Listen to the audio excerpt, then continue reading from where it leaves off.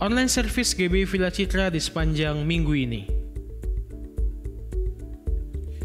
Morning Prayer, setiap hari Selasa sampai dengan Sabtu, pukul 8.15 pagi, live di YouTube channel GBI Villa Citra.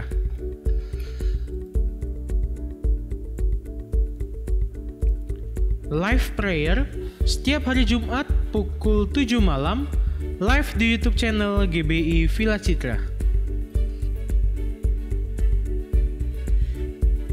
Rock Kids Bible Study, setiap hari Minggu, jemaat bisa mengaksesnya mulai pukul 9 pagi di YouTube channel GBI Villa Citra.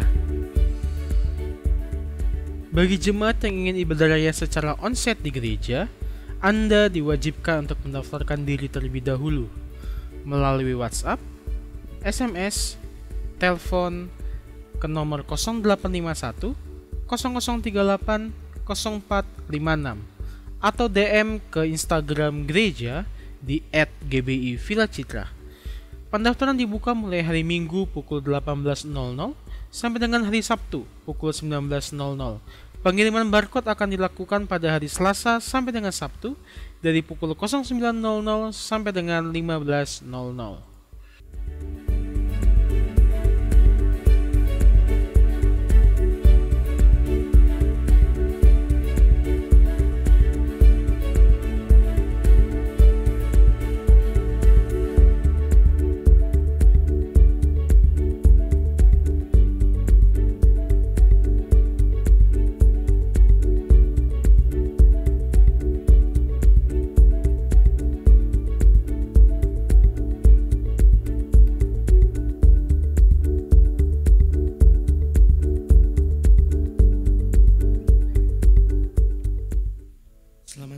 Shalom. Shalom. Shalom. Jemaat Tuhan yang ada di tempat ini maupun Anda yang sedang menyaksikan live streaming, saya ingin menyapa sekali lagi Shalom. Shalom. Puji nama Tuhan. Kita bersyukur lagi, amin. Kita bersyukur karena kita masih ada sampai hari ini. Itu semua bukan karena kekuatan dan kehebatan kita, tapi semata-mata hanya karena kasih dan kemurahan Tuhan saja, amin. Mari kita bangkit berdiri, saudara. Saya menghimbau jemaat Tuhan yang ada di tempat ini untuk tetap menggunakan masker selama jalannya ibadah. Kita berdoa. Terima kasih Bapa yang baik. Terima kasih untuk segala kebaikan-Mu, segala penyertaan-Mu, pemeliharaanmu yang begitu sempurna untuk setiap kami, umat-Mu di tempat ini Tuhan. Kami sungguh sangat bersyukur memiliki Allah seperti Engkau. Kau yang selalu ada bersama-sama dengan kami. Kau yang selalu setia bersama kami Tuhan.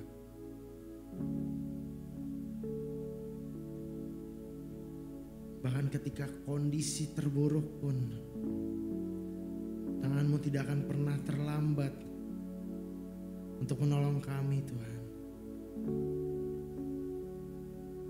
Dan oleh sebab itu pada siang hari ini,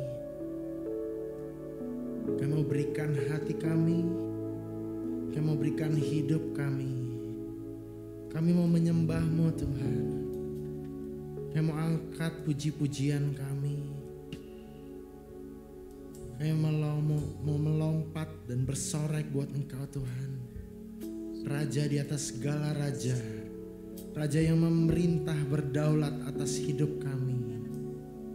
Dan biarlah puji-pujian kami dapat menyenangkan hati Tuhan. Karena kami sadar Tuhan, bahwa hanya di dalam hadirat-Mu kami mendapatkan kekuatan yang baru. Kami mendapatkan ketenangan. Kami mendapatkan sukacita dan damai sejahtera. Dan biarlah jemaat-Mu Tuhan bisa merasakan betapa Engkau baik Tuhan. Yang lemah boleh dikuatkan, yang sakit boleh disembuhkan, bahkan yang berbeban berat Kau beri kelegaan Tuhan. Hanya di dalam Tuhan, nama Tuhan Yesus Kristus, kami sudah berdoa. Haleluya. Amin. Terima kasih Tuhan.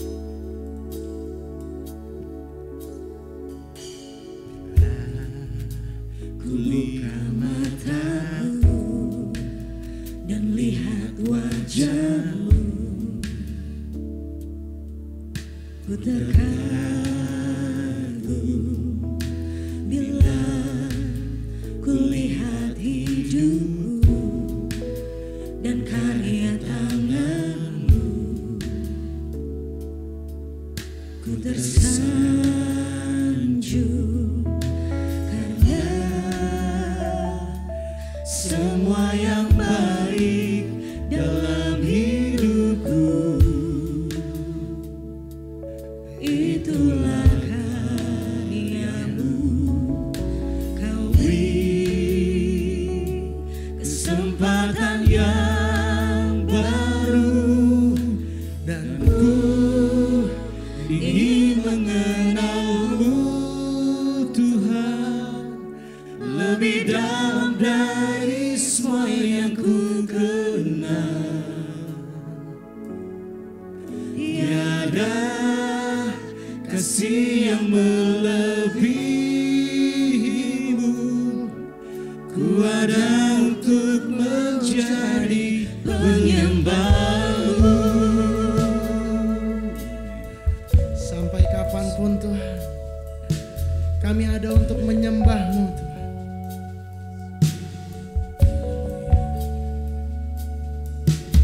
Bila ku buka mataku dan lihat wajah-Mu, ku terkagum bila ku lihat hidupku dan karya tangan-Mu. Ku tersanjung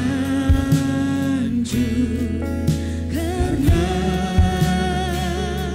semua yang baik dalam hidupku, itulah karya-Mu. Kau beri kesempatan yang baru, dan ku ingin mengenal-Mu Tuhan lebih dalam dari semua yang ku kenal. Tiada kasih yang melebihi-Mu, ku ada untuk menjadi penyembah-Mu.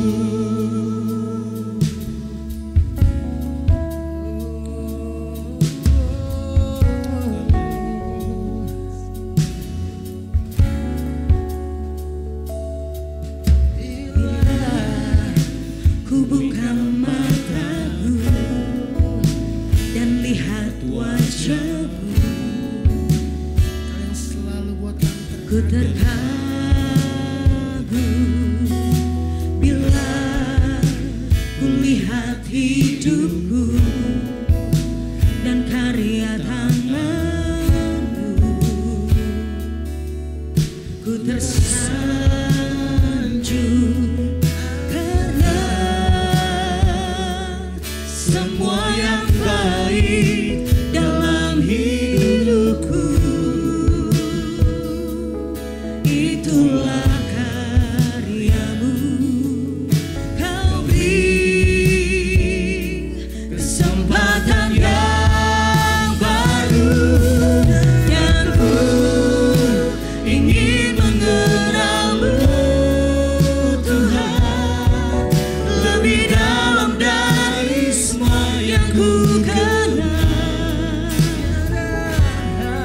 Tiada kasih yang melebihi-Mu,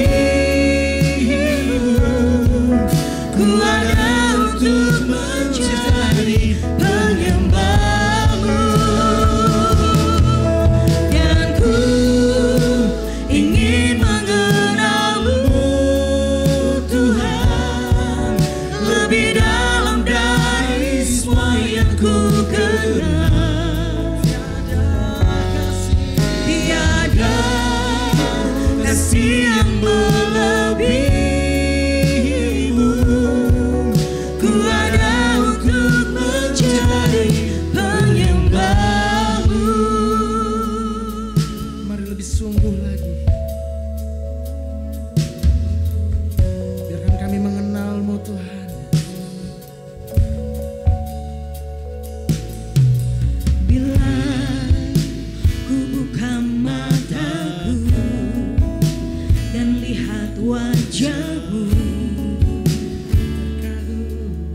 Ku terkagum bila ku lihat hidupku dan karya tanganmu. Ku tersanjung karena semua yang baik dalam hidupku itulah karyamu. Kau beri kesempatan yang baru dan ku ingin mengenalmu Tuhan lebih dalam dari semua yang ku kenal. Tiada kasih yang melebihimu. Ku ada untuk mencari penyembahmu dan ku ingin mengenalmu Tuhan lebih dalam dari semua yang ku kenal. Tiada kasih yang melebihimu. Ku ada untuk mencari penyembahmu dan ku ingin mengenalmu Tuhan lebih dalam dari semua yang ku kenal. Tiada kasih yang melebihimu. Ku ada untuk mencari penyembahmu dan ku ingin mengenalmu Tuhan lebih dalam dari semua yang ku kenal. Tiada kasih yang melebihimu. Ku ada untuk mencari penyembahmu dan ku ingin mengenalmu Tuhan lebih dalam dari semua yang ku kenal. Tiada kasih yang melebihimu. Ku ada untuk mencari penyembahmu dan ku ingin mengenalmu Tuhan lebih dalam dari semua yang ku kenal. Tiada kasih yang melebihimu. Ku ada untuk mencari penyembahmu. Ku ada untuk mencari. Ku ada untuk mencari. Ku ada untuk mencari penyembahmu.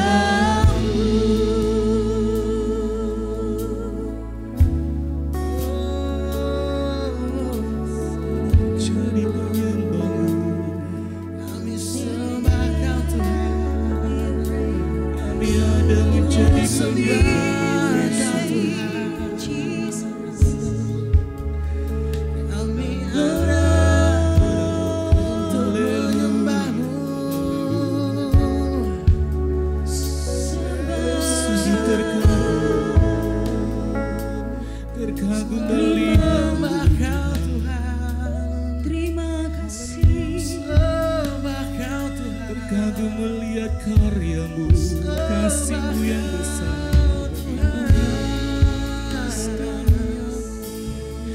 Sungguh ku tersanjung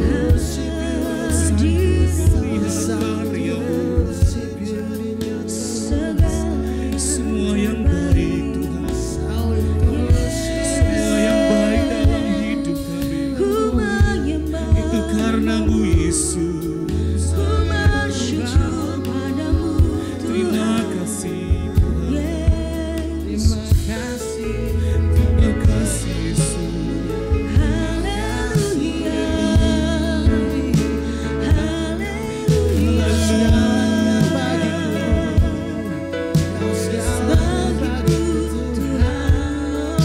Sungguh hanya Yesus segalanya bagi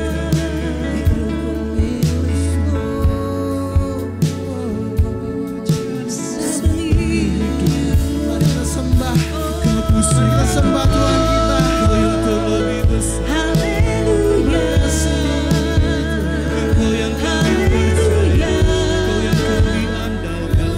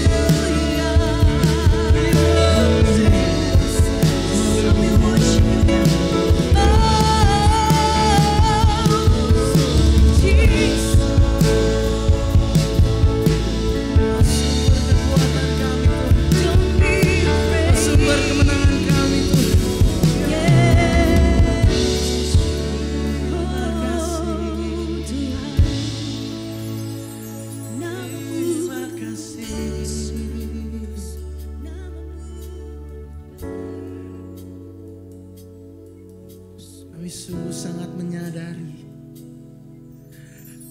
bahwa hanya di dalam hadirat-Mu Tuhan,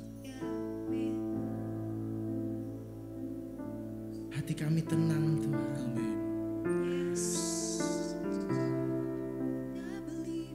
Bahwa hanya di dalam hadirat-Mu Tuhan ada damai sejahtera, ada sukacita, bahkan ada kekuatan yang baru Tuhan.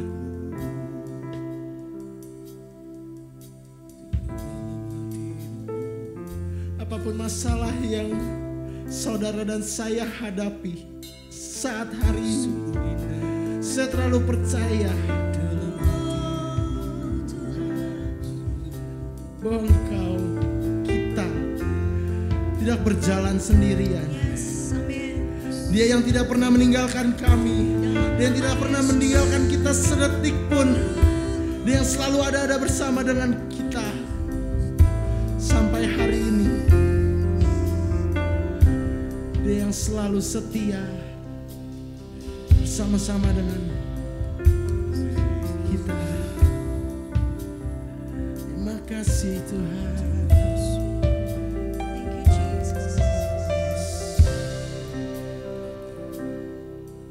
Your presence is heaven to me.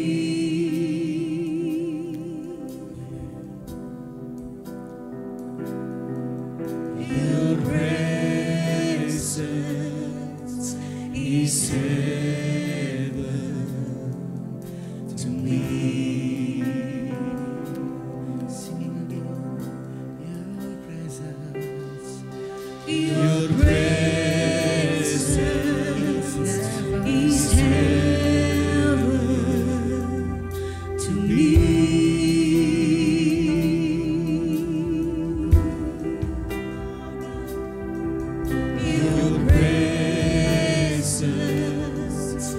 is heaven to me.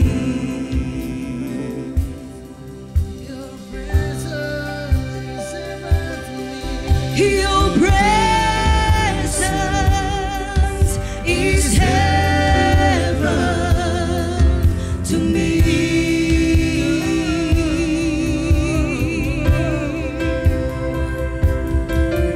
Your presence is heaven to me. One more time. Sing again. Come on, church. Lift up your voice. Your presence is heaven to me.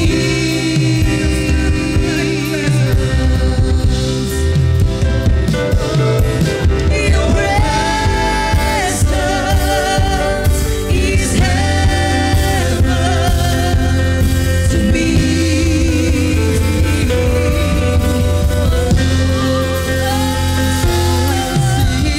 Oh Jesus,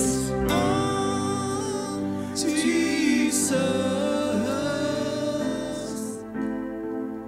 your presence is heaven to me. Oh Jesus, oh Jesus, your presence is heaven to me. oh Jesus, oh Jesus. Your presence is heaven to me. Oh Jesus, oh Jesus. Your presence is heaven to me. Oh Jesus, oh Jesus. Your presence is heaven to me. Oh Jesus, oh Jesus. Your presence is heaven to me. Your presence is heaven to me. Your presence is heaven to me. Berikan sorak-sorai buat Tuhan kita. Haleluya. Terima kasih Tuhan. Terima kasih buat kehadiran-Mu. Buat hadirat-Mu, buat lawatanmu Tuhan. Dan sebentar saatnya Tuhan kami ingin meninggikan, kami ingin bersorak-sorai. Kami ingin meloncat buat Engkau Tuhan. Raja di atas segala raja yang memerintah berdaulat atas setiap kami Tuhan. Di dalam nama Tuhan Yesus Kristus yang siap memuji Tuhan sama-sama katakan. Amin. Warga kerajaan Shalom. Shalom. Siapa yang setuju dengan saya bahwa kita punya Yesus yang setia dalam hidup kita? Yang setuju boleh sama-sama katakan haleluya. Haleluya. Boleh sekali lagi sama-sama serukan haleluya. Haleluya. Berikan tepuk tangan untuk Tuhan Yesus yang teramat baik. Amin. Kita mau sama-sama pujikan pujian ini. Dan kita terus diingatkan bahwa ada sahabat yang sangat setia, yaitu Yesus Kristus Tuhan. Boleh sama-sama berikan tepuk tangan yang terbaik. Haleluya.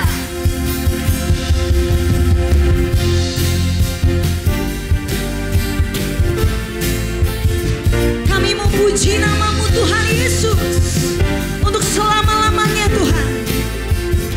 Mari sama-sama nyatakan, hidup yang kupilih membuatku berarti.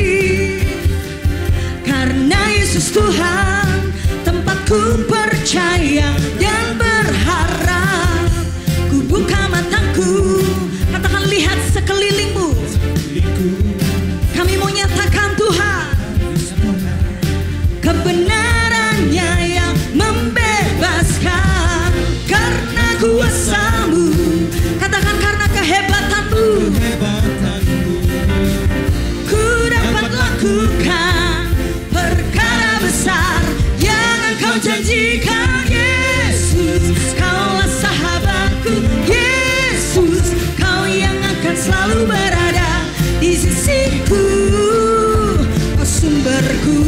Ku, oh Yesus, Kaulah sahabatku.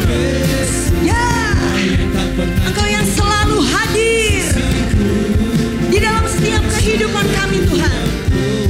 Haleluya. Kami puji nama-Mu Tuhan Yesus untuk selama-lamanya. Umat Tuhan bersama nyatakan, hidup yang kupilih, ya, membuatku berarti. Karena Yesus Tuhan, tempatku percaya dan berharap. Ku buka mataku, lihat sekelilingmu. Mari nyatakan kebesaran Tuhan dalam hidup kita. Kebenarannya sama-sama. Karena kuasa-Mu, katakan karena kehebatanmu. Oh, ku dapat lakukan perkara besar. And everybody say, Yesus, Kaulah sahabatku. Yesus, Kau yang akan selalu berada di sisiku. Kau sumberku, aku. Oh Yesus, Kaulah sahabatku. Yesus, Kau yang tak pernah jemu-jemu di sisiku. Ya, biar kami boleh tetap mengingat akan setiap kebaikan-Mu Tuhan dalam setiap hidup kami. Bahwa ada satu pribadi yang setia, yang menemani setiap langkah kehidupan kami. Yesus. Mari sama-sama angkat tangan buat Tuhan Yesus yang menjadi sahabat yang setia. Praise God. Sekali lagi nyatakan, Yesus.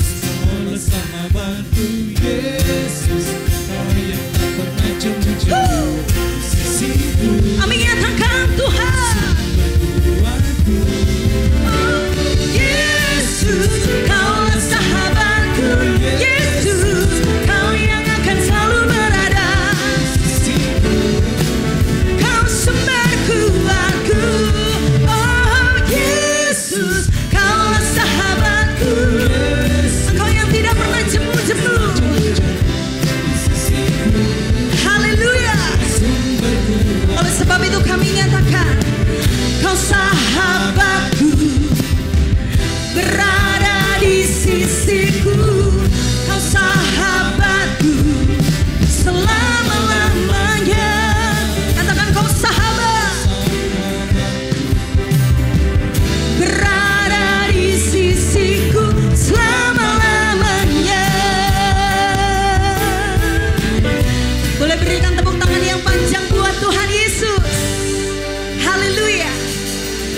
Jemaat yang dikasihi Tuhan, kita percaya Yesus jadi sahabat, amin, dalam hidup kita. Sekalipun kita mengalami kesulitan, sekalipun kita mengalami ketidakbaikan, tapi Dia hadir sebagai pribadi yang sangat mengasihi, bahkan sangat mengenal setiap kita. Angkat tanganmu siang hari ini di hadapan Tuhan.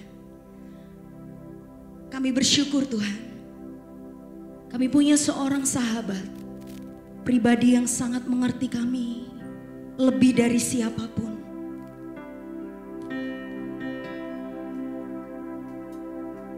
Pribadi yang sangat dekat,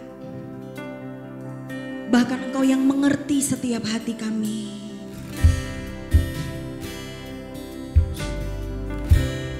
Kami bersyukur atas kasih-Mu dalam kehidupan kami. Dan kami persembahkan kehidupan kami Tuhan. Kami mau persembahkan hidup kami menjadi dupa yang berbau harum di hadirat Tuhan. Sekaligus siang hari ini kami mau menabur bagi pekerjaan Tuhan di tempat ini. Biar di dalam nama Tuhan Yesus ini boleh menjadi benih yang hidup,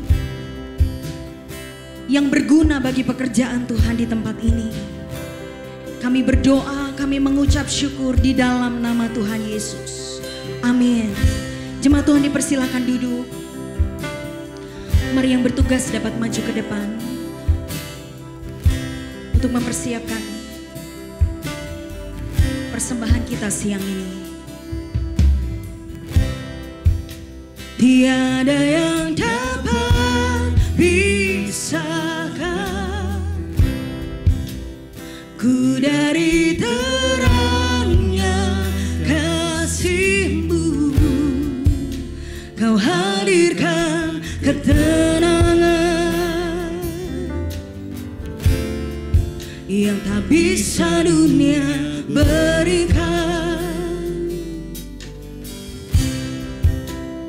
Kini Kau pegang hidupku dan Kau hapus kesalahanku. Berharganya pengorbanan yang memberikan keselamatan. Mari naikkan pujian ini, nyatakan. Kau hadir di setiap langkahku, ku aman di dalam hadirat-Mu. Kau buktikan Engkau setia.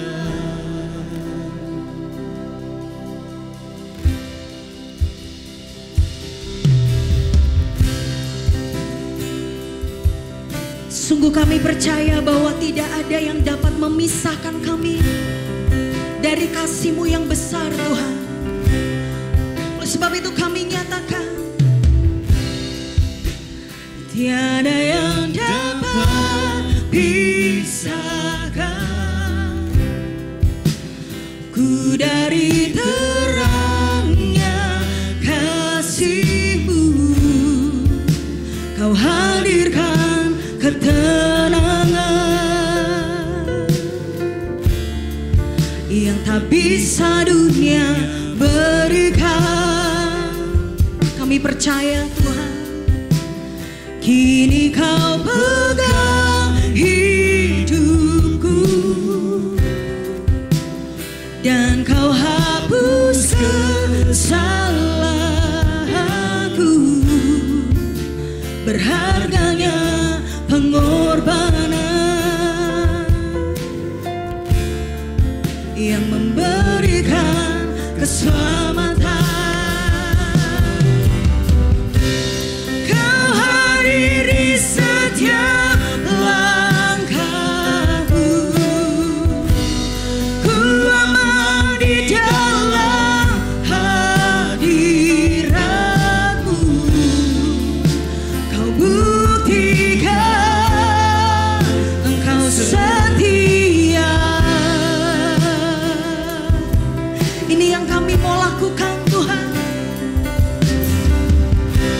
Kan ku angkat tinggi tanganku, tanda-Ku berserah kepadamu. Selamanya Engkau setia. Jemaat Tuhan, mari bersama kita bangkit berdiri.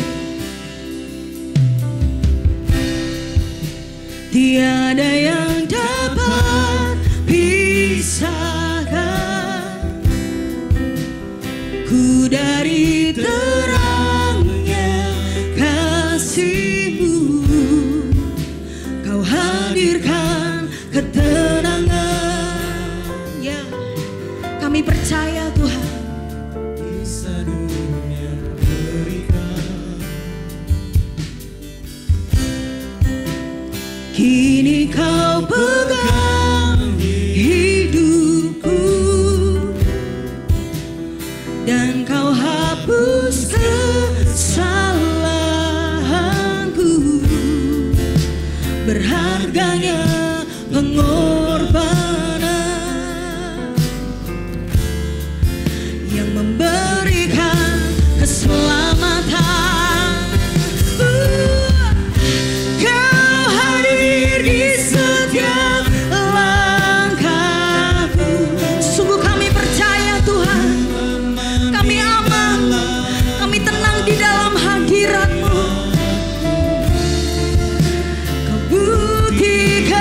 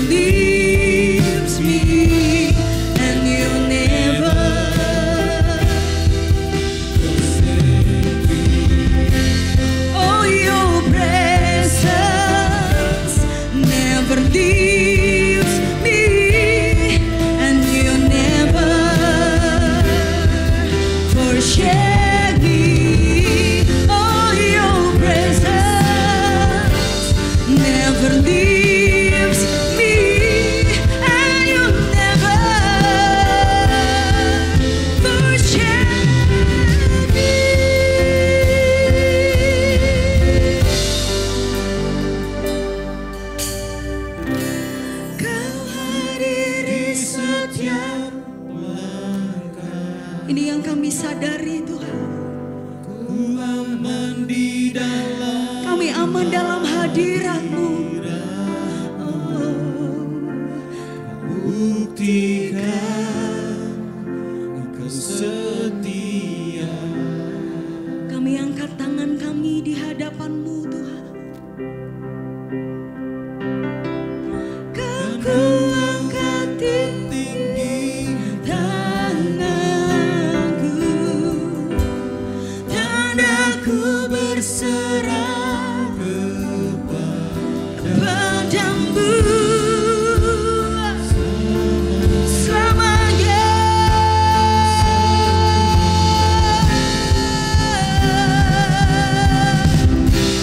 Kami nyatakan Tuhan, Kau hadir di setiap langkahku.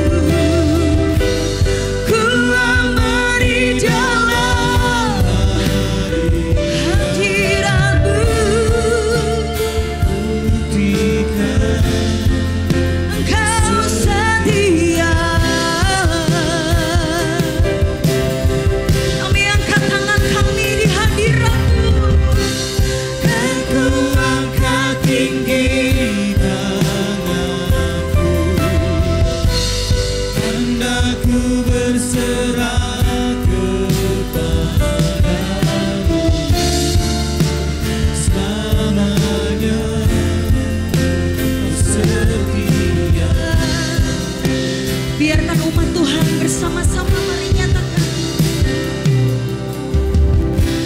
Kau hadir. Di setiap langkahku, Engkau yang selalu hadir Tuhan. ku aman di dalam Engkau yang dekat dengan setiap kami. hadirat-Mu. Kau buktikan. Kau setia. Kami mau ambil keputusan ini siang ini Tuhan. Dan ku angkat tinggi tangan, Anda kami berserah kepadamu Tuhan Yesus. tanda-Ku berserah kepadamu Padamu Tuhan. selamanya. Kau setia. Oh your presence. Oh your presence never leaves me. You'll never Never, never. shake Oh me. your Your presence presence never leaves me. and you'll never Yes, God. forsake me. Oh, your presence never leaves me, and you'll never.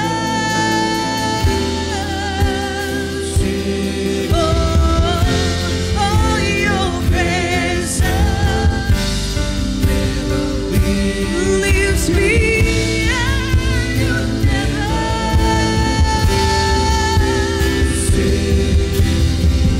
Oh, your presence me, and you'll never. One more time. Oh, your presence never leaves me, and you'll never forsake me.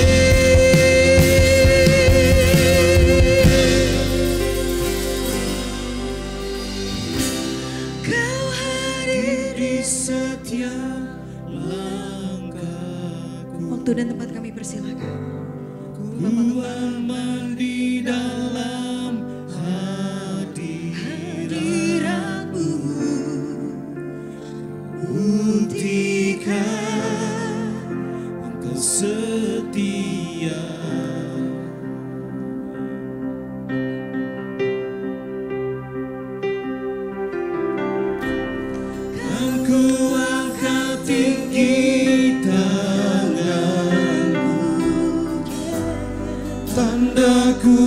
berserah kepadamu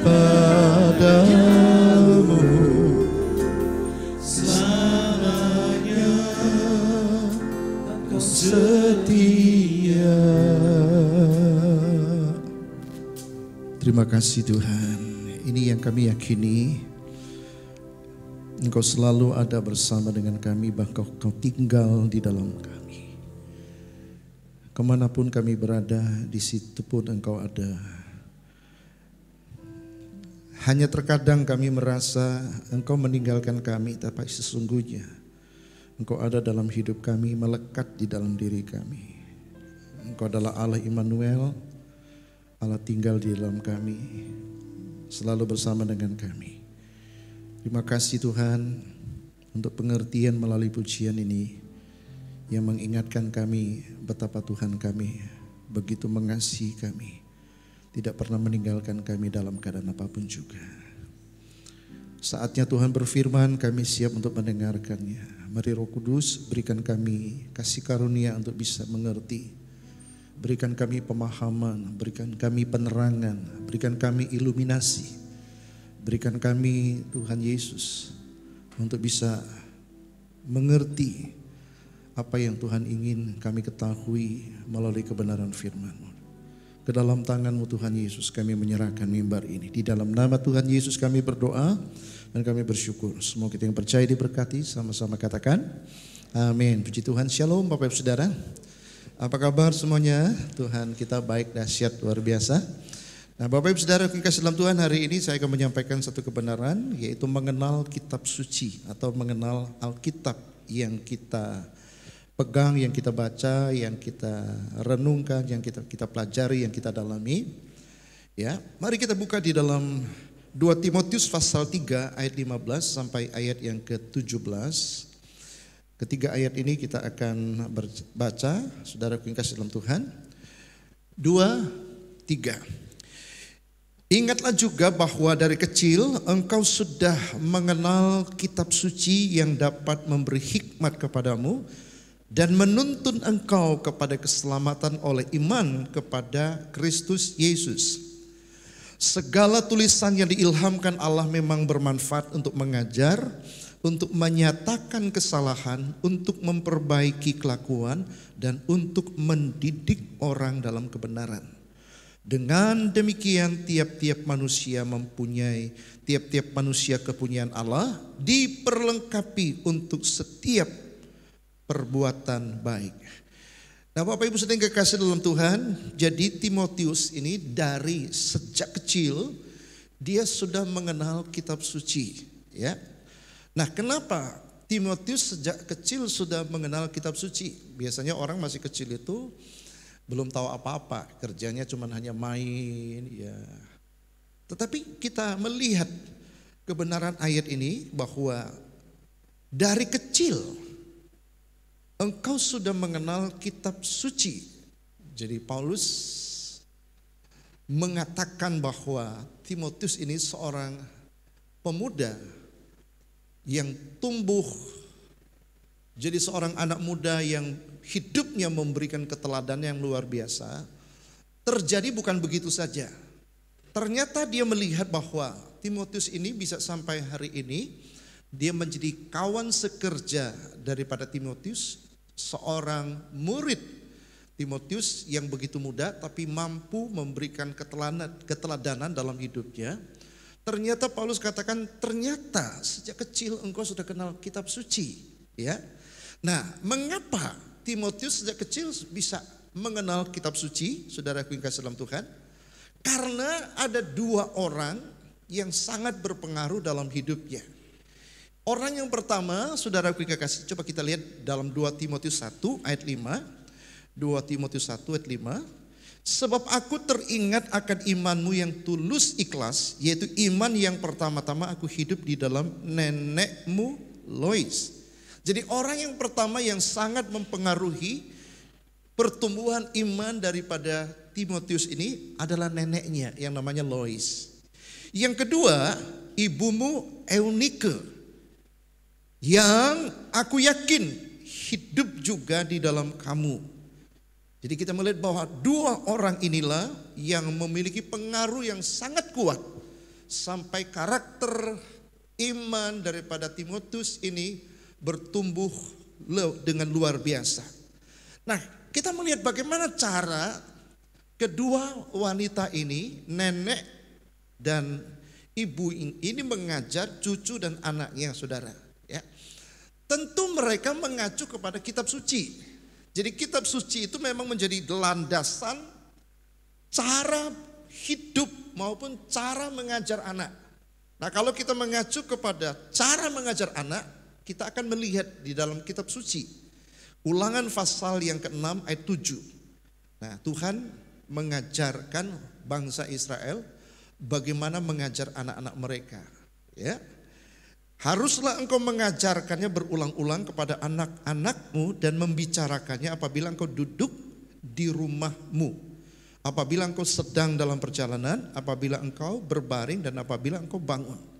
Jadi seluruh aktivitas hidup seorang anak ini ada di bawah pengasuh, baik itu nenek maupun ibunya, tidak lepas daripada pengajaran, tidak lepas daripada doktrin yang diajarkan sejak kecil sudah ditanamkan sedemikian rupa.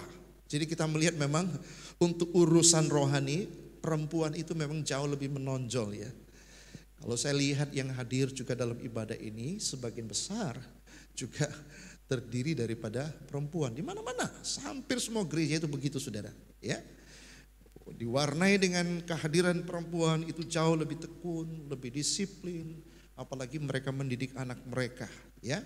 Jadi perempuan itu memang sangat menonjol. Jadi pertumbuhan rohani Timotius itu juga sangat ya dipengaruhi oleh kedua perempuan ini, neneknya sama ibunya, saudara yang kekasih. Ya. Nah, pertanyaan saya, apakah kita sebagai orang tua, apakah kita sebagai opa atau oma juga punya pengaruh yang sangat besar terhadap cucu kita atau terhadap anak kita? Ya saudara ya. Nah, lihat anak-anak kita hari-hari ini mainnya apa, saudara? Ada nggak kesempatan bagi kita sebagai seorang opa atau oma atau seorang ibu menyediakan waktu khusus mengajar anak kita untuk mengenal Tuhan, mendalami firman Tuhan? Ya, hampir sudah sukar kita temukan. Bahkan saya menemukan banyak orang tua nggak mau pusing, kasih aja pet ya, kasih game suruh anaknya main sendiri. Ya saudara kasih dalam Tuhan. Jadi waktu untuk mengajar anak itu hampir tidak ada. Jadi kita melihat memang beda kualitasnya. Anak-anak sekarang bertumbuh dalam pengenalan Tuhan itu sangat dangkal. Tapi kita melihat ada contoh di sini bahwa ternyata seorang anak yang namanya Timotius, dia bertumbuh begitu luar biasa ya. Nah, yang kita belajar ada 3 hal, saudara. Yang pertama, kitab suci itu diilhamkan oleh Allah, ya. Kedua, kitab suci itu memang bermanfaat, saudara. Yang ketiga, kitab suci itu menuntun orang untuk mengenal Kristus, menuntun orang untuk diselamatkan. Yang pertama, ya, kita belajar kitab suci diilhamkan oleh Allah. Jadi firman Allah yang saudara pegang, firman Tuhan yang sekarang ada di tangan kita, baik itu buku Alkitab yang bentuknya buku, tapi sekarang sudah jarang ya, tapi tetap masih orang gunakan juga. Tapi kebanyakan sekarang ada di HP, ada di iPad, ada di laptop, atau ada di software, saudara yang kasih dalam Tuhan ya. Tapi kalau dulu nggak ada ya. Tapi sekarang kita melihat dengan mudah kita membaca Alkitab di dalam HP kita.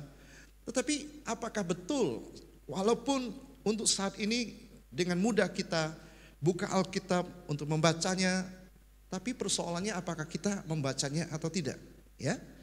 Nah, saudara, sekarang kita mau belajar tentang kitab suci, ya. Kitab suci kita atau Alkitab, saudara yang kasih, yang kita pegang ini terdiri dari 66 kitab yang sudah dikanonisasi, ya. Artinya Alkitab ini tidak boleh ditambah, tidak boleh dikurang. 66 kitab inilah yang terdiri dari 39 kitab Perjanjian Lama, 27 kitab Perjanjian Baru.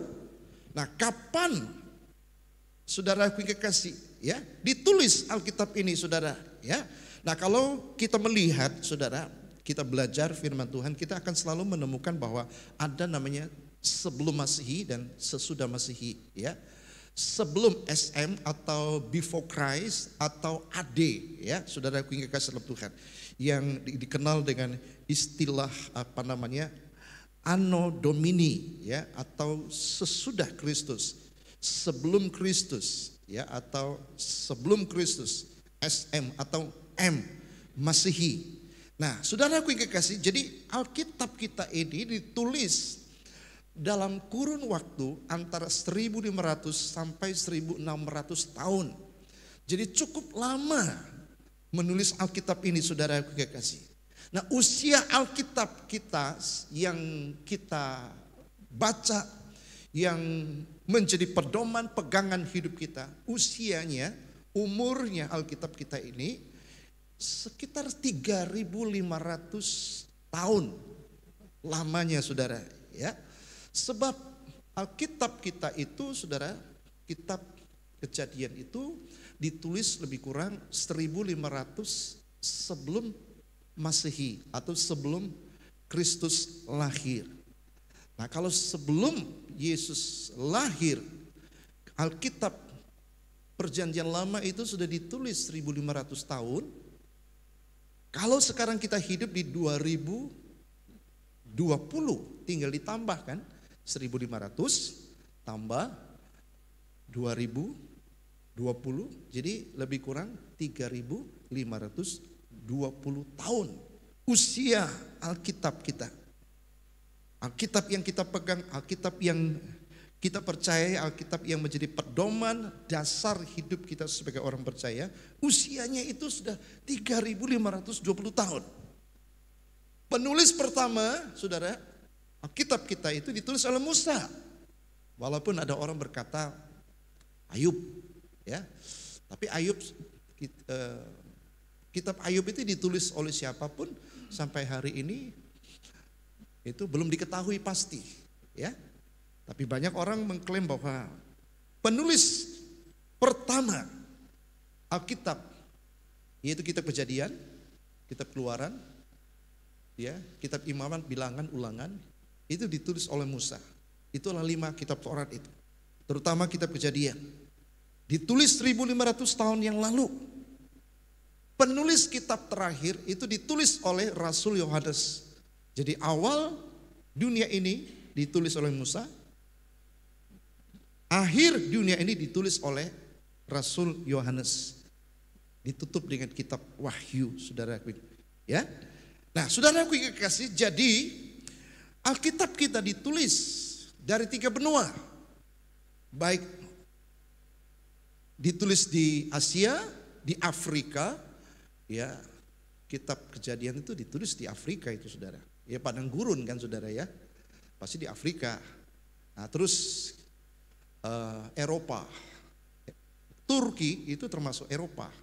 Jadi Turki itu Pulau Patmos. Pulau Patmos itu bagian daripada salah satu pulau kecil di Turki. Jadi Rasul Yohanes menulis kitab Wahyu itu lebih kurang ada di Eropa, karena di Turki. Turki dianggap bagian daripada Eropa. Ya, nah kita lihat bahwa Alkitab kita ditulis dari 3 benua yang jauh jaraknya. Ditulis oleh 40 orang yang berbeda dengan latar belakang profesi yang berbeda-beda. Alkitab kita ditulis oleh raja-raja, siapa? Raja Daud, ya, atau Raja Salomo. Alkitab kita ditulis juga oleh nabi-nabi. Ada nabi besar yang disebut dengan Nabi Yesaya, Nabi Yehezkiel, Nabi apalagi, ya, beberapa nabi, Daniel. Ada nabi kecil-kecil, 12 nabi. Ditulis juga oleh imam, ya. Ditulis juga oleh pemungut cukai. Matius, dia menulis kitab Matius itu pemungut cukai, saudara. Ya, Alkitab juga ditulis oleh seorang dokter bedah, ahli bedah. Namanya Lukas. Dia menulis kitab Lukas. Sama Kisah Para Rasul ditulis oleh dokter ini, saudara. Dia adalah profesi yang tadinya seorang dokter, ya. Dia juga ditulis oleh nelayan. Siapakah nelayan? Petrus. ya, 1 dan 2 Petrus ditulis oleh Petrus. Siapakah Petrus? Tadinya nelayan, ya. Akhir Tuhan tangkap dia, Tuhan menginspirasi, mewahyukan dia menulis kitab. Ya, saudaraku yang kekasih. Dan ditulis juga seorang ahli filsafat, ya. Seorang filsuf, siapakah dia yang jago filsafat? Rasul Paulus. Ya, ditulis juga oleh seorang pegawai negeri sipil, PNS kalau sekarang ini, ya. Siapakah dia?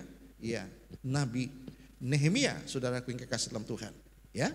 Nah, kalau kita lihat para penulis Alkitab sepintas, kita akan melihat ini, saudara.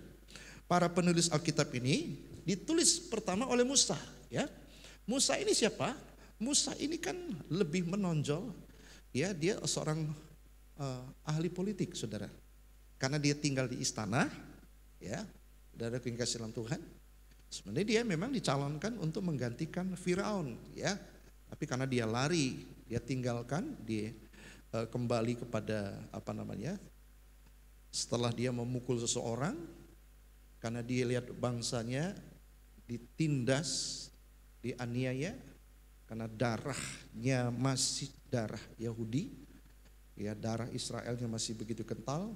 Lalu dia tinggalkan istana untuk kembali kepada tanah perjanjian. Nah, ini Musa, saudara.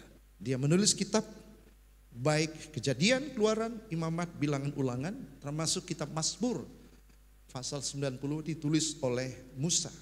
Ya. Lalu Ezra. Ezra ini dia seorang imam, ya. Ada seorang politikus juga seorang imam. Dia menulis 1 dan 2 Tawari. Nehemia, ya, dia seorang pegawai negeri sipil, ya. Waktu dia ada di kerajaan Persia. Lalu Raja Daud, dia menulis setengah dari kitab Mazmur.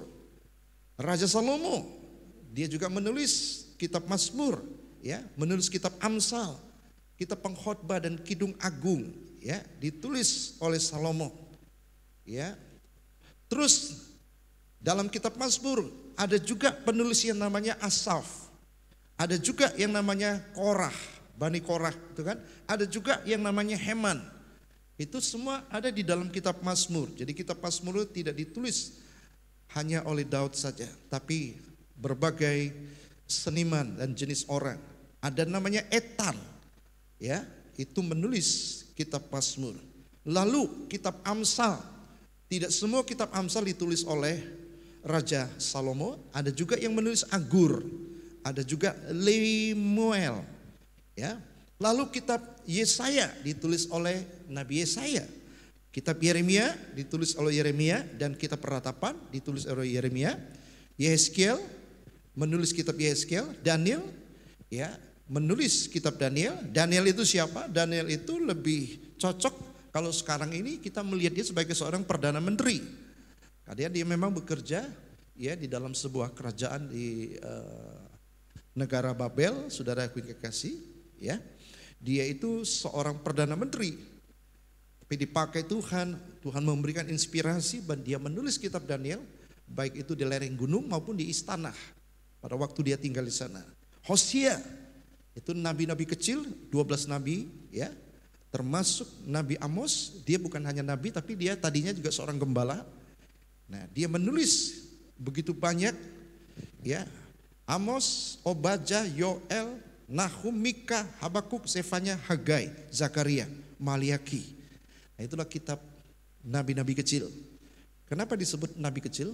Karena tulisannya pendek-pendek, gitu ya. Nabi besar tulisannya panjang-panjang. Kitab Yesaya itu berapa pasal itu, ya. Nah, itu disebut nabi besar. Jadi kalau tulisannya panjang disebut besar. Nah, tulisannya kecil, pendek-pendek, ditulis nabi kecil, kira-kira seperti itu, ya.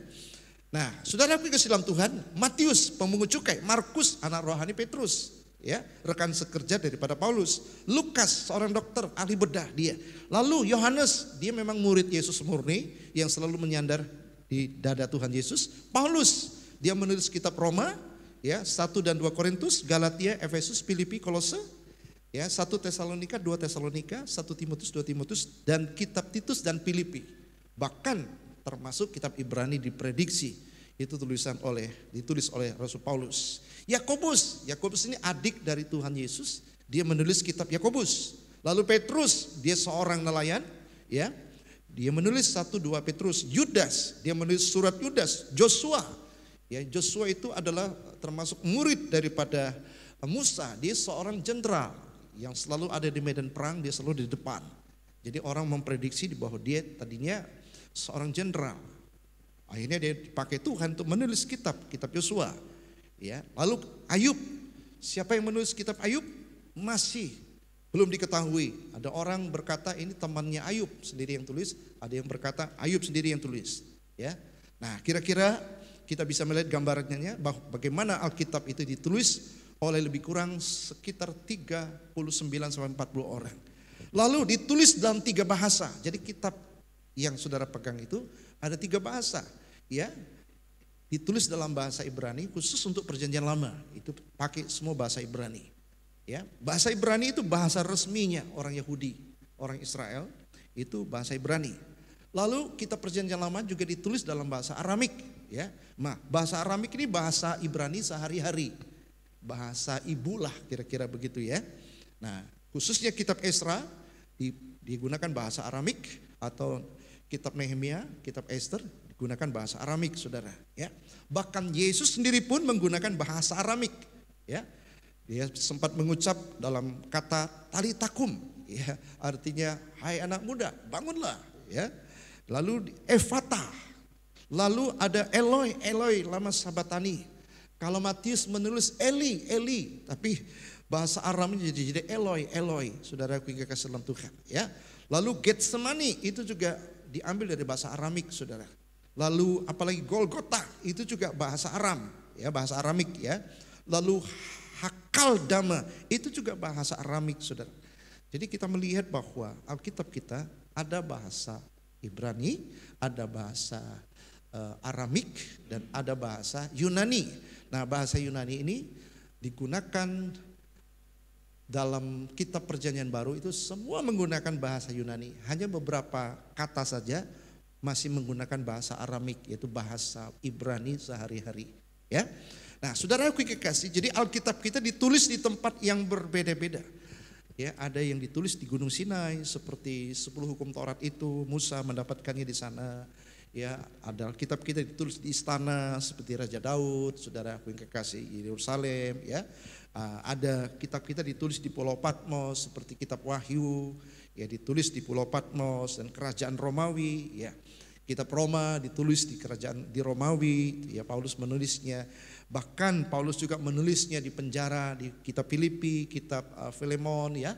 Itu di penjara ditulisnya. Jadi kita melihat bahwa tidak selamanya ditulis satu tempat, ya, kemana Tuhan membawa dia, Tuhan menginspirasi, mengilhami dia untuk menulis kitab, saudaraku yang kasih dalam Tuhan, ya. Bahkan di lereng perbukitan itu Daniel menulis, tapi tidak semuanya ditulis di lereng perbukitan. Ada saatnya juga ditulis di istana, ya. Nah, jadi kita melihat penulis Alkitab ini dari sekian banyak orang, 40 orang ini, saudara, mereka tidak saling mengenal satu dengan yang lain. Tapi hebatnya semua yang mereka tulis itu merujuk kepada satu pribadi namanya Yesus Kristus. Jadi 66 kitab ini berbicara satu pokok bahasan, yaitu tentang Mesias yang akan datang membawa keselamatan. Ya, jadi Alkitab 66 kitab, sekalipun mereka tidak ada janjian satu dengan yang lain, yang satu tinggal di Afrika, satu di Asia, satu di Eropa, saudaraku kekasih, mereka semua menubuatkan, menceritakan tentang Mesias yang dijanjikan itu, yang namanya Yesus Kristus akan datang menjadi penyelamat umat manusia yang berdosa. Hebat, keren banget Alkitab ini, saudara, ya. Nah, terus Alkitab ini ditulis dengan bahan apa? Ya, dulu kan belum ada bahan seperti sekarang ini. Jadi dulu ditulis dengan bahan papirus. Papirus itu apa? Kalau saudara pernah ke Israel, saudara pasti diajak ke Mesir untuk melihat bagaimana cara membuat kertas papirus.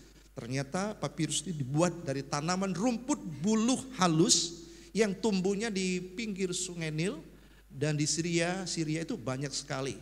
Nah, disitulah cara orang membuat kertas papirus. Pertama kali kertas itu digunakan untuk menulis Alkitab, ya, saudara yang kasih dalam Tuhan. Nah, saudaraku yang kasih dalam Tuhan, jadi dulu kan belum ada Alkitab buku, belum ada software, belum ada HP, belum ada komputer untuk menyimpan Alkitab. Kita seperti sekarang ini mudah mendapatkan. Kalau dulu nggak seperti itu, ya. Jadi Alkitab kita ditulis dalam bentuk kuno, dalam gulungan kitab, ya. Ada dalam kodeks ini artinya kertas papirus yang kecil-kecil, ya. Tapi gulungan kitab ini cukup panjang. Itu ditulis dengan cara seperti itu. Nah, itulah cerita sedikit singkat tentang riwayat bagaimana kitab suci kita bisa memahami dan mengertinya, proses jadinya sebuah Alkitab. Dikatakan jadi seluruh tulisan, segala tulisan, ya, seluruh kitab suci ini, ya, itu diilhamkan. Kata diilhamkan. Jadi kitab suci itu diilhamkan. Diilhamkan itu artinya diinspirasikan atau dinafaskan. Theopneustos dalam bahasa Yunaninya. Jadi Alkitab kita itu diinspirasikan, diilhamkan oleh Allah sehingga penulisnya, ya, menulis berdasarkan tuntunan, inspirasi, dorongan Roh Kudus. Ya. Nah, kita lihat ada istilah yang mirip-mirip, 3 istilah mirip-mirip. Pertama itu revelation atau wahyu. Jadi apa itu wahyu? Wahyu itu artinya Allah menyingkapkan dirinya, ya. Ketika Alkitab itu ingin ditulis, Allah datang dalam bentuk Roh Kudus untuk menyatakan dirinya. Jadi ketika sang penulis ingin menulis, dia mendapatkan ilham, dia mendapatkan pewahyuan, dia mendapatkan penyingkapan. Allah menyingkapkan tentang dirinya, tentang sifat-sifatnya, tentang kebenarannya, sehingga dia mulai menulis kitab itu sesuai dengan versi, tetapi hakikatnya, intisarinya itu betul-betul tidak akan pernah berubah. Walaupun kalau kita lihat dalam 4 kitab, Matius, Markus, Lukas, Yohanes, ya, itu Injil sinoptik ini, ya. Makanya kadang-kadang orang anggap, loh kok Alkitab ini nggak benar, kok ini nggak beda. Antara Matius dengan Lukas kok beda. Antara Matius dengan Markus kok beda, ya kan? Tidak sama. Wah, jangan-jangan mana yang benar nih? Ini pasti ada yang benar, ada yang salah. Enggak, sama-sama benar. Cuman Tuhan mengilhami, Tuhan menginspirasikan kepada 4 orang menulis, baik menulis kitab Matius, Markus, Lukas, Yohanes, itu 4 orang yang berbeda-beda. Cara mereka menulis, melihat juga beda. Tapi intinya, esensinya itu sama. Jadi Alkitab kita itu, saudara, luar biasa sekali, saudara, ya. Tapi tidak ada yang bertentangan satu dengan yang lain. Nah, karena apa? Karena Alkitab kita itu diwahyukan, Allah mewahyukan dirinya kepada sang penulis. Apakah itu raja yang menulis, apakah itu nelayan yang menulis, apakah dia itu seorang imam, nabi yang menulis, ya, tetap tidak pernah salah, ya. Lalu inspirasi ini ilham. Jadi ilham ini artinya Allah memberikan kemampuan melalui Roh Kudusnya kepada orang yang diinspirasikan itu untuk mencatat apa yang Tuhan wahyukan kepada dia supaya tidak salah. Nah, jadi prosesnya terjadinya Alkitab itu seperti itu. Jadi sehingga kita akan yakin, oh, jadi orang menulis Alkitab itu mendapatkan ilhaman dari Tuhan sendiri, sehingga dia menulis sekalipun dengan gaya bahasanya beda-beda antara Matius, Lukas, Yohanes, ya, Markus itu beda-beda. Tapi nggak lari daripada esensi itu sendiri. Nah, saudara, terus yang ketiga, iluminasi. Iluminasi ini artinya pencerahan, penerangan. Ya, seringkali kita berdoa, Tuhan, saatnya kami ingin mendengarkan firman, berikan kami pencerahan untuk bisa memahami, untuk bisa mengerti setiap kebenaran yang akan kami pelajari supaya dapat penerangan. Ya, kalau tidak ada pencerahan, kita nggak ngerti, dengar pun nggak ngerti, baca pun nggak ngerti. Ya, ada begitu banyak orang yang dengar firman Tuhan, tapi penangkapannya beda-beda. Nanti pulang dari tempat ini, coba kalau kita tanya, ada yang aduh saya nggak ngerti loh. Saya ngerti banget penjelasannya kok ini sistematis dan jelas sekali. Tapi ada yang aduh saya nggak ngerti. Nah, ya karena dia nggak dapat pencerahan, dia nggak dapat penerangan. Nah itu sebabnya semua ini pekerjaan Roh Kudus. Semua ini pekerjaan Allah. Allah itu sumbernya. Dia memberikan revelation, dia memberikan inspirasi, dan dia memberikan illumination, saudara yang kasih dalam Tuhan. Ya, nah inilah sedikit gambaran bahwa Alkitab kita ini, saudaraku yang kekasih, adalah ilham daripada Tuhan itu sendiri. Ya, yang kedua, Alkitab itu bermanfaat.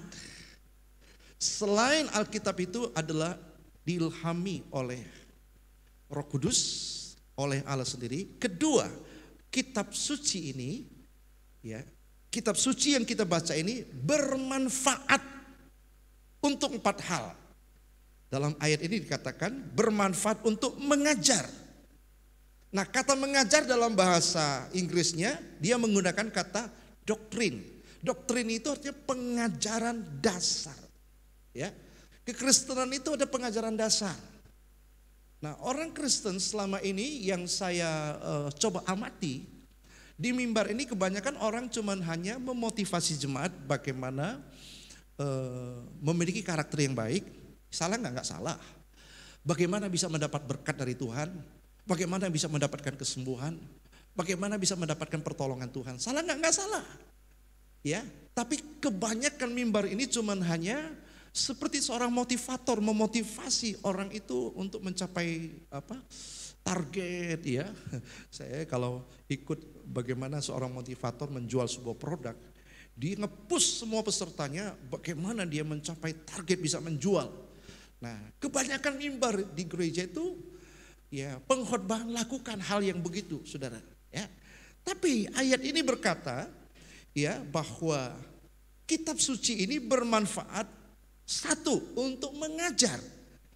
Nah, saudara merasakan nggak bahwa Alkitab ini mengajar sesuatu doktrin, suatu kebenaran yang mendasar, yang menjadi pegangan hidup saudara dan saya, menjadi iman pegangan kita. Kalau menghadapi berbagai tantangan persoalan masalah apapun, kita nggak tergoyahkan oleh situasi kondisi apapun. Kita nggak akan bisa sampai kita mempertanyakan Tuhan, meragukan Tuhan, lalu meragukan firman Tuhan. Itu doktrin. Kalau kuat doktrin, itu jemaat itu kuat sekali. Jadi ada masalah situasi apapun, kita nggak bakal tinggalkan Tuhan, kita nggak bakal istilahnya pindah agama, ya saudara, nggak bakal begitu, ya. Kalau doktrinnya kuat. Nah, saudara aku kasih dalam Tuhan, jadi kitab suci ini harus bermanfaat bagi kita yang mendengar. Harus bermanfaat bagi kehidupan kita, ya. Jangan sampai kitab suci ini tidak bermanfaat. Misalnya saya kasih contoh. Ada orang suka iseng, ya. Pak Engki, saya mau tanya, ya, tanya apa ya? Kalau menurut Bapak, Adam itu punya pusar enggak? Pernah enggak saudara ditanya dengan pertanyaan seperti ini? Saya pikir begini loh saudara, ya pertanyaan seperti ini kan untuk apa ya manfaatnya? Hanya untuk apa? Hanya untuk memuaskan rasa ingin tahu. Kalau saya katakan ya sebenarnya karena Adam itu enggak punya ibu, logikanya ya enggak punya pusar, gitu kan? Logikanya. Karena nggak ada kaitan dengan ibu. Pusar ini kan ada kan karena waktu seorang anak lahir, begitu keluar, nah, pusarnya dipotong, begitu potong, nah di situ nanti bekas. Nah, nanti dia akan jawab begini. Jadi akhir timbul semacam perdebatan, ya. Tapi manfaatnya apa? Untuk apa? Gitu loh. Kaitan untuk kehidupan kita tuh apa? Nah, kalau sesuatu yang tidak bermanfaat, kita nggak usah pusing begitu kan. Tapi ada orang Kristen yang kadang-kadang nyari yang begitu-gitu, hal yang nggak bermanfaat. Tapi ayat ini berkata, ya manfaat itu untuk mengajar tentang doktrin. Minggu yang lalu saya sedikit, ya ada 9 doktrin dasar kekristenan kita yang harus kita gali, harus kita dalami, harus kita ketahui, menjadi pegangan hidup kita sebagai orang percaya, sebagai orang Kristen, supaya iman kita tidak diombang-ambingkan oleh pengajaran-pengajaran ya di akhir zaman ini yang bisa membuat kita bingung, membuat kita ragu, kadang-kadang nggak kuat, bisa membuat kita tinggalkan Tuhan, ikut orang lain. Nah, kita tidak ingin itu terjadi, saudara pengasih dalam Tuhan. Nah, itu sebabnya manfaat yang pertama daripada kitab suci ini, dia mengajar pengajaran-pengajaran doktrin. Jadi semuanya sumbernya itu memang harus ada di dalam Alkitab. Yang kedua, untuk menyatakan kesalahan. Maksudnya menyatakan kesalahan itu untuk menegur yang salah. Dalam kehidupan kita sebagai orang percaya banyak kekeliruan, kesalahan yang kita buat. Firman Allah pada waktu kita baca, pada waktu kita dengar, seringkali kita tertegur, ya, tertegur melalui firman Tuhan. Jadi kalau saudara mendengarkan firman Tuhan tertegur, ya itu memang seperti itu, firman Tuhan memang bermanfaat untuk mengajar kita untuk menyatakan kesalahan.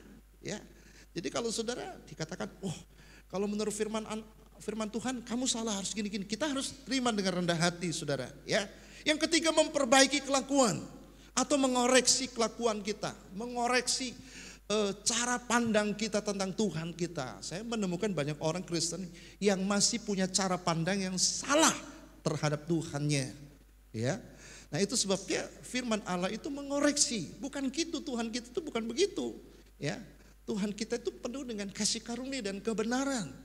Tuhan kita tuh bukan suka menakut-nakuti kita dengan masuk neraka yang dibakar. Bukan begitu Tuhan kita. Tuhan kita itu bukan mengancam-ngancam kita. Tuhan kita itu bukan mengambil sampai kita jatuh miskin. Dia itu datang memberi, bahkan nyawanya pun dikorbankan. Nah, tapi kalau ada pengajaran-pengajaran yang membuat kita nggak damai sejahtera, takut sama Tuhan, mau berdoa takut, mau ini takut karena ada kesalahan yang kita lakukan. Nah, kita koreksi, salah Pak. Ya, pemahamanmu salah tentang Tuhan. Nah, itu maksudnya, ya, bermanfaat untuk memperbaiki, ya, mengoreksi. Ya, kalau kamu lakukan ini untuk mendapatkan ini, salah. Ya, dulu ada orang datang ngomong gini, Om, saya sudah doa puasa. Oh ya, maksudnya? Setelah saya doa puasa cukup lama, Tuhan ngomong sama saya bahwa saya harus menikah dengan wanita itu. Siapa? Loh, itu kan masih punya suami. Ya, tapi Tuhan ngomong saya harus menikah dengan dia. Nah, kira-kira seperti itu perlu dikoreksi enggak? Ngaco enggak? Ngaco. Itu kan enggak benar. Tapi mengatasnamakan suara Tuhan. Ya kan, perlu kita koreksi enggak? Itu Tuhanmu ngaco tuh, saya bilang enggak ada Tuhan modelnya suruh engkau menikahi seorang wanita yang masih punya suami. Ya saya nggak mau tahu cara bagaimana, pokoknya Tuhan ngomong seperti itu. Ya kira-kira ya udah nggak benar kalau begitu kan. Nah itu perlu dikoreksi. Itu firman Tuhan, ya. Kitab suci itu memperbaiki kelakuan kita yang tidak senonoh. Terus mendidik orang dalam kebenaran.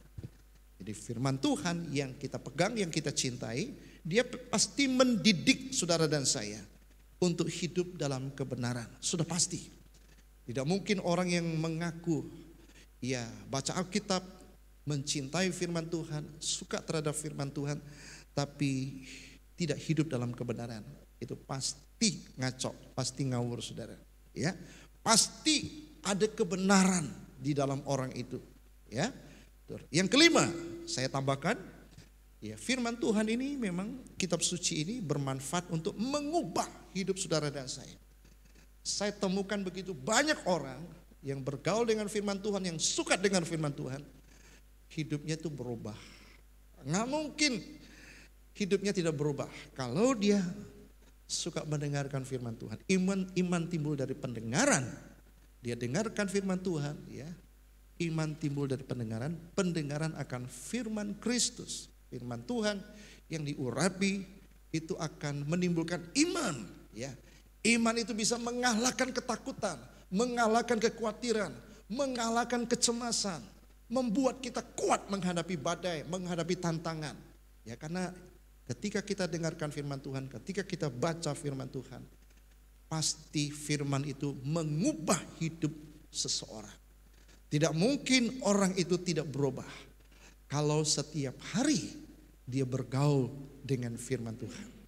Makanya Alkitab ini, kitab suci ini bermanfaat untuk mengajar kita, untuk menyatakan kesalahan, untuk menegur kita, ya, untuk memperbaiki kelakuan kita, karakter kita yang gak benar, terus mendidik kita dalam kebenaran, bahkan mengubah kehidupan kita yang tidak benar menjadi benar.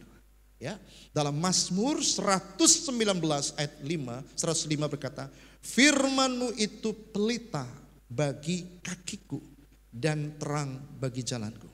Orang yang hidup ya berdasarkan firman Tuhan, firman itu akan menuntun perjalanan hidupnya. Dia tidak akan pernah menemukan jalan yang gelap.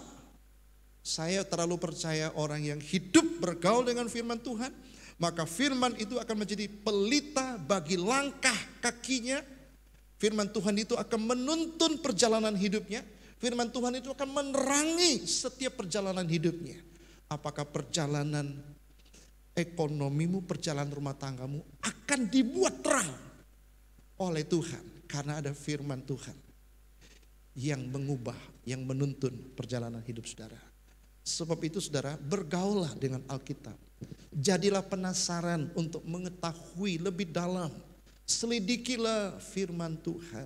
Ya, itu yang patut kita selidiki. Jangan selidiki hal yang nggak perlu kita selidiki, buang-buang waktu hidup ini.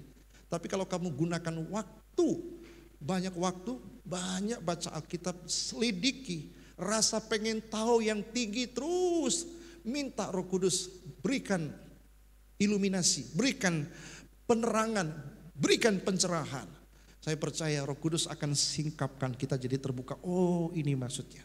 Sehingga apa sih yang kita takutkan dan khawatirkan dalam hidup ini yang membuat kita menjalani hidup ini? Nggak ada. Karena firman Tuhan itu begitu kuat, dia memberikan kepastian, memberikan kita keyakinan bahwa kita tidak sendiri menjalani hidup ini. Nah, orang yang bergaul dengan firman Tuhan hidupnya optimis banget saudara. Ya. Nah, terus yang terakhir saudara, tujuan dari mengenal kitab suci. Apa sih tujuannya kalau kita mengenal kitab suci, mengenal Alkitab ini? Yang pertama saudara, coba kita baca dulu dalam 2 Timotius pasal 5, 2 Timotius 3:15. Ingatlah bahwa dari kecil engkau sudah mengenal kitab suci yang dapat memberi hikmat kepadamu. Jadi yang pertama saudara, kalau kita mengenal kitab suci ini akan memberikan kita hikmat.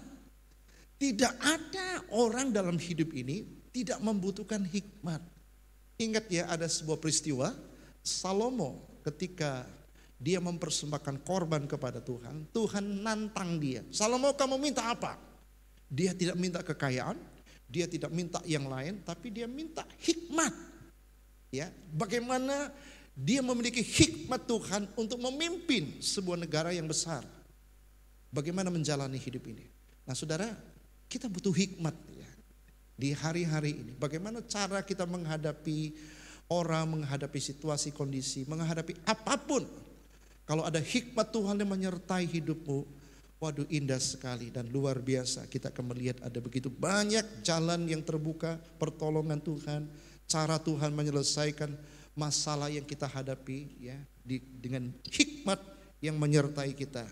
Kita akan merasakan bagaimana tuntunan Tuhan begitu hebat. Ya, pertama hikmat, kedua dia menuntun kita. Kitab suci ini menuntun kita kepada keselamatan oleh iman kepada Yesus Kristus. Jadi kitab suci ini orang yang menjadikan firman Tuhan sebagai pegangan pedoman hidupnya.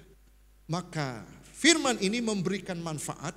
Firman Tuhan ini akan menuntun perjalanan kita untuk menuju kepada keselamatan. Tidak ada orang yang mengenal firman, yang bergaul dengan firman, tapi saya ini selamat gak ya? Kalau saya mati masuk surga apa enggak ya? Enggak ada lagi ya. Firman Tuhan akan menerangi, menuntun dia kepada keselamatan ya. Nah, jadi kitab suci ini memang betul-betul luar biasa kalau kita pahami ya, kalau kita mengerti Nah, saudaraku yang kekasih. Terus yang kedua, yang ketiga, menjadikan hidup kita semakin hari semakin baik. Dalam 2 Timotius 2 ayat 2 Timotius 3 ayat 17, ayat ini berkata bahwa 2 Timotius 3 ayat 17, saya coba cari ayatnya, sudah ada di sini saudara ya. Dengan demikian tiap-tiap manusia kepunyaan Allah diperlengkapi untuk setiap perbuatan baik. Nah saudara, kita lihat. Jadi orang yang menjadikan firman Allah sebagai pegangan hidupnya, ya akan membuat hidupnya semakin hari semakin baik. Semakin hari semakin baik. Dalam Efesus 2 ayat yang ke-10 dikatakan karena kita ini buatan Allah diciptakan dalam Kristus Yesus untuk melakukan pekerjaan baik yang dipersiapkan Allah sebelumnya. Ia mau supaya kita hidup di dalamnya. Jadi ada pekerjaan baik, ada perbuatan baik, akan hidup yang semakin baik.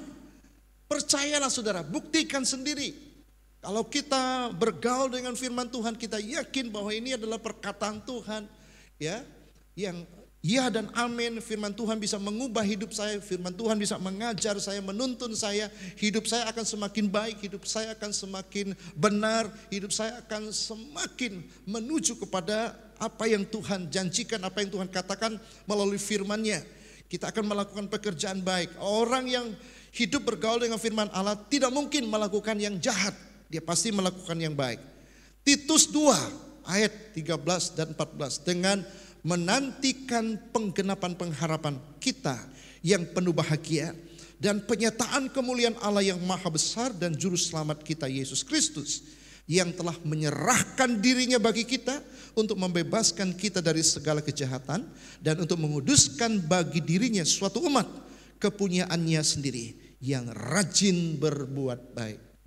Orang yang bergaul dengan firman Tuhan, hidup berdasarkan firman, dia pasti rajin berbuat baik. Sebagai orang yang sudah diselamatkan, mendapatkan anugerah keselamatan, kita nggak mungkin kita nggak rajin berbuat baik. Pokoknya hidup kita akan semakin hari semakin indah. Ya, oleh sebab itu jadikanlah firman Tuhan sebagai pegangan dasar hidup saudara dan saya.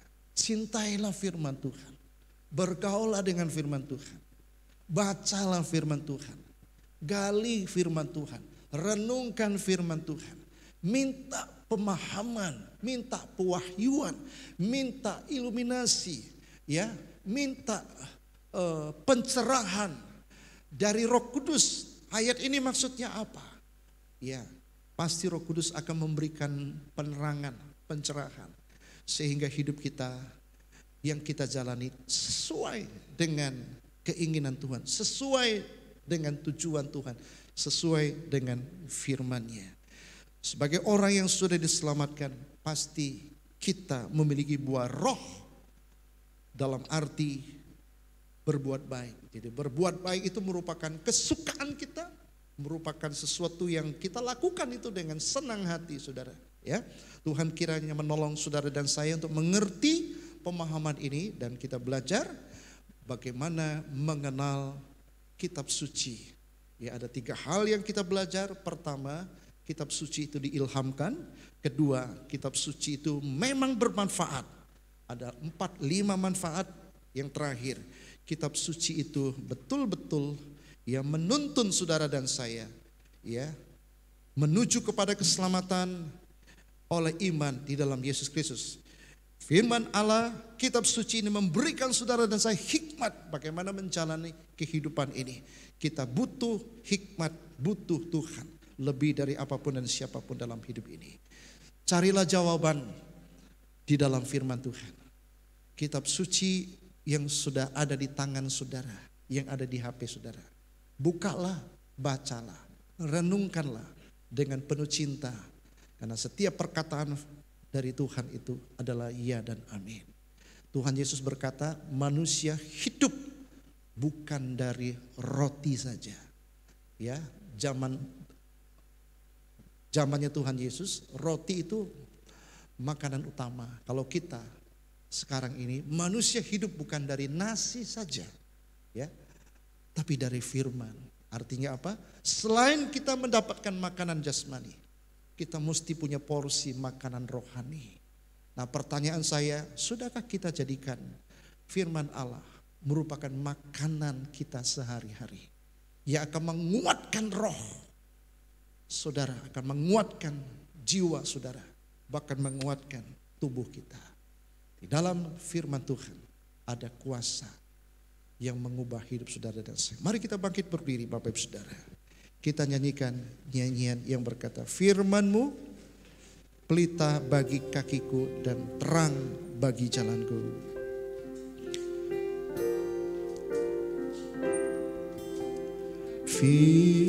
Firman-Mu pelita bagi kakiku, terang bagi jalanku.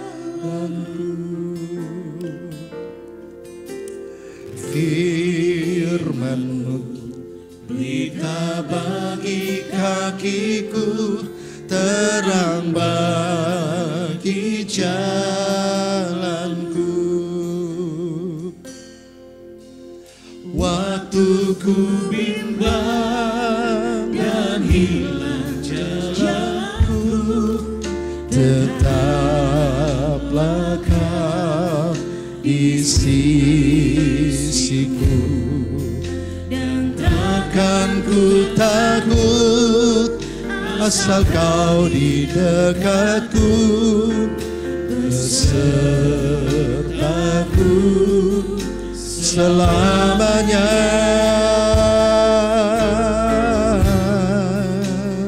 Oh, firman-Mu pelita bagi kakiku, terang bagi jalan. Firman-Mu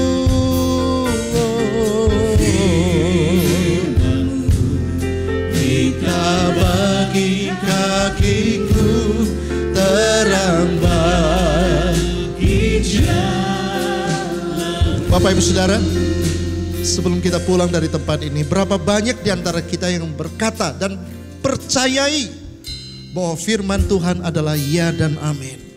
Mengapa kita percaya Alkitab adalah firman Allah? Mengapa kita percaya kitab suci?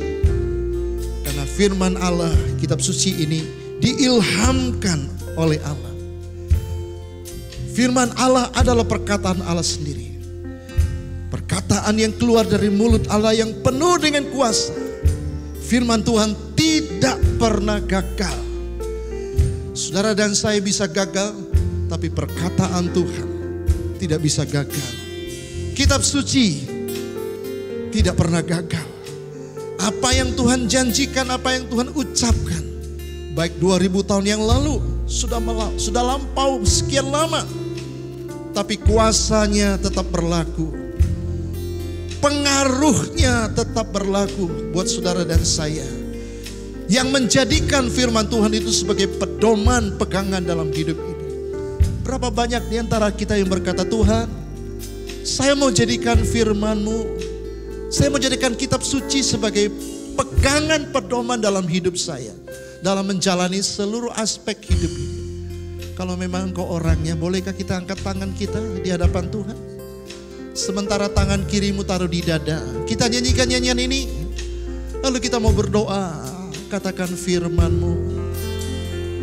Oh, firman, pelita bagi kakiku, terang bagi jalanku.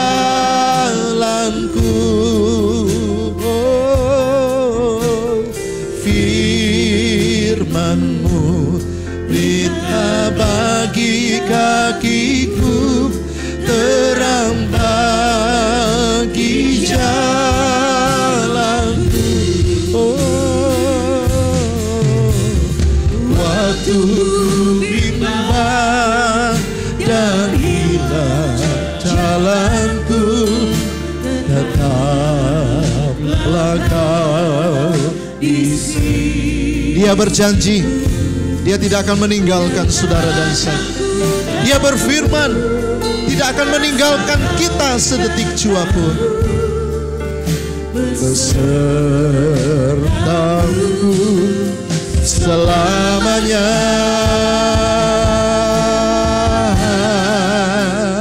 Oh, firman-Mu kita bagi kakiku, terang bagi jalanku. Oh, firman-Mu, firman-Mu kita bagi kakiku, terang bagi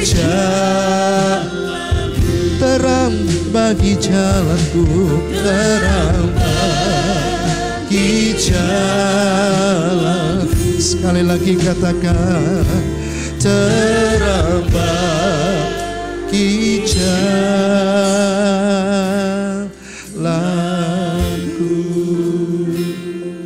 Perjalanan kami tidak akan menemukan kegelapan selama kami menjadikan firman itu sebagai pelita bagi kaki kami dan terang bagi jalan kami.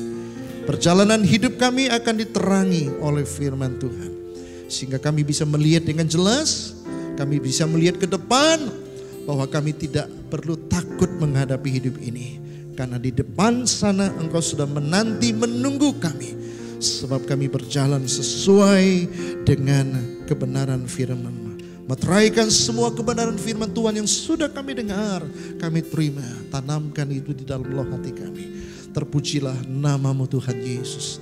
Dan akhirnya Bapak Ibu yang kekasih dalam Tuhan, pulanglah dan terimalah anugerah, berkat, kekuatan, sukacita dari Allah Bapa, cinta kasih sayang Tuhan kita Yesus Kristus, dan di dalam persekutuan Roh Kudus menyertai kita semua hari ini, esok dan seterusnya, bahkan sampai selama-lamanya. Di dalam nama Tuhan Yesus Kristus kami berdoa dan kami mengucap syukur. Semua kita yang percaya dan diberkati Tuhan, sama-sama katakan amin, amin.